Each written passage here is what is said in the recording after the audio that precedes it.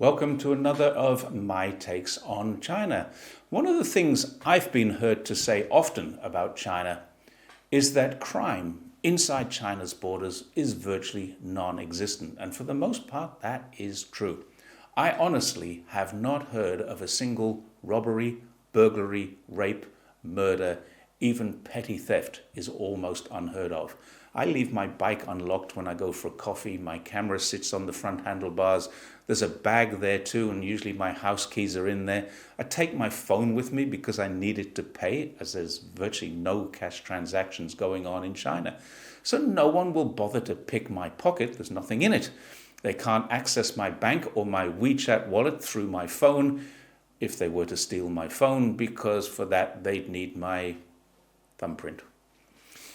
Another thing, I've constantly said this, is that this situation wasn't always like this. It's improved considerably since I arrived here 20 years ago. I was a victim of a robbery once. I had my passport and my wallet stolen during my first few weeks here.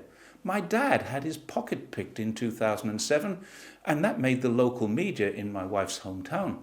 My friend had his apartment burgled worryingly when he was asleep in bed, and they even took his phone from his bedside table. But that was about 2008, a long time ago.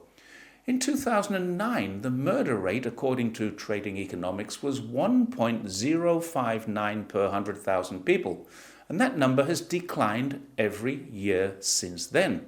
So it's not just me who feels it's safer. The statistics bear me out on this. In 2024, the US had the second highest number of murders, behind Mexico, which was number one. This is not percentage per capita. This is percentage of the global population murdered. 29.9% of all the people murdered in 2022 were in Mexico, and 19% were in the USA. Now think about that. The USA, which has warnings on its State Department travel advisory about China, with only 4% of the world's population, had just short of 20% of the world's murders. Two North American countries combined have almost half the global murders, while China, with 20% of the population, including Hong Kong and Macau, didn't even register on the list.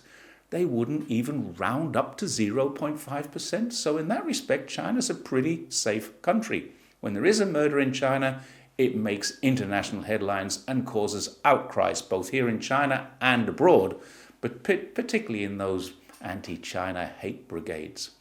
But there's one aspect of crime which is rising, and it's been quite worrying. However, I was very pleased to see a report in one of the news feeds I follow of some action being taken. Again, the anti-China hate brigade will ignore the fact that you're 65 times more likely to be murdered in New Orleans than you are in Beijing, and they'll focus on the fact that a few people have been kidnapped by scammers, usually not even in China, but in Thailand or in Myanmar. These scammers will hold people to ransom and demand payments from families, and they usually get the payments. But there's also the fact that often the kidnapped people are used to scam others while they are held captive. It's a huge industry, but luckily the Prime Minister of Thailand recently came to China specifically to discuss this problem. The military junta in Myanmar are working with the Chinese police, and just a few weeks ago, Liu Zhongli, China's Vice Minister for Public Security and Commissioner of the Criminal Investigation Bureau here in China, toured the region of the Thai-Myanmar border where most of the crime seems to take place. Now, this is important. As a result of that, things are moving fast. A couple of days ago, I read that 200 of these criminals have been repatriated to China and will go on trial here.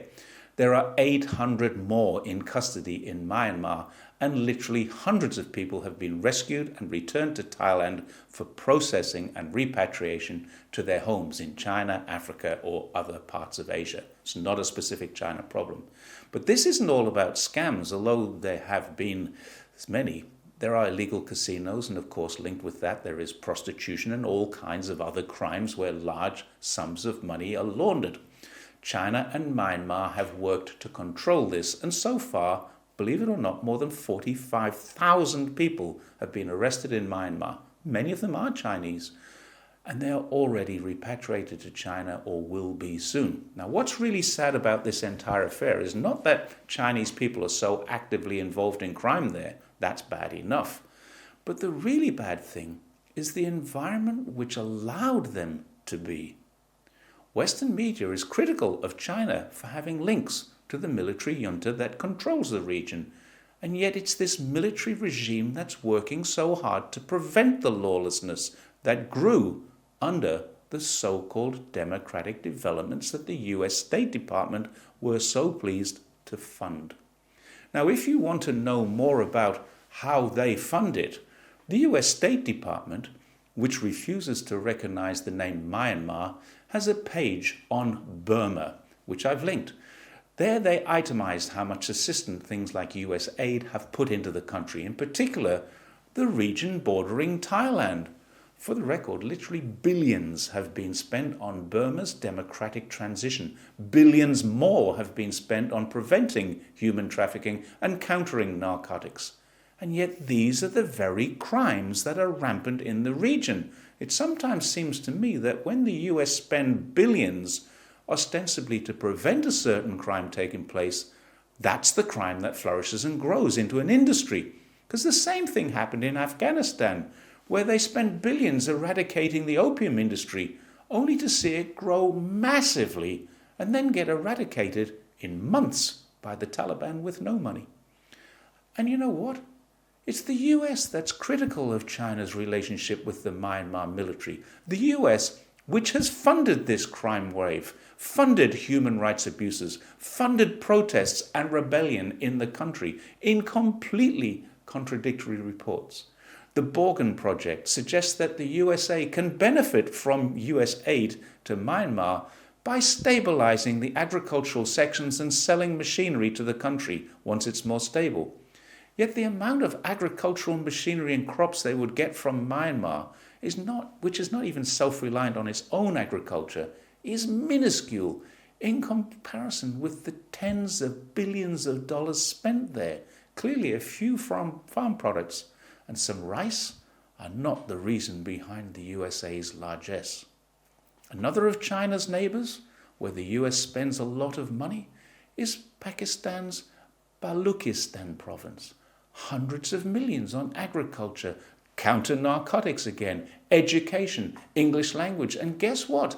They also arm the police in the region, a region where there are terrorist attacks on Chinese workers. Is all this a coincidence, or could it have something to do with the China-Pakistan economic corridor, which terminates in that province at the port of Gwadar? Or could it be that the entire province borders Iran? And that just seems a very strange way to invest US taxpayers' money to me. Tens of millions of US tax money has been sent to Kazakhstan, and even more to Mongolia, China's largest neighbor, which is now reeling from the impact of the removal of US aid. Now, if anyone can tell me why Mongolia or Kazakhstan need US aid, I'll be very happy to listen. They both happen to be nestled between China and Russia, which is a double whammy for the Americans buying influence. They're providing weapons for the bad guys, and strangely enough, they both have bad guys. Once you start looking at this, it's hard not to notice something very strange. Many of the problems around China's borders, and pretty much the only crime that affects China, which is growing, is not coming from within China's borders, it's actually growing outside of China. Admittedly, many of the criminals involved are Chinese, but in those bordering areas where crime is rampant, money flows freely, corruption is a known problem, and guns are easily obtained, they make terrorism seem more common. All of them have one thing in common: US funding, which the US claims to be for education, agricultural, or prevention of the very crimes that China, working with local border and police officials, are actively reducing. I wonder what the US government's real motivation can be.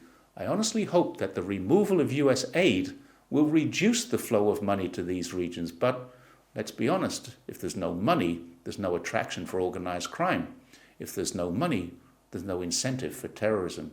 And if there's no US education, people won't learn that the best solution to any argument is to shoot someone in the face. Sadly, I'm not all that optimistic.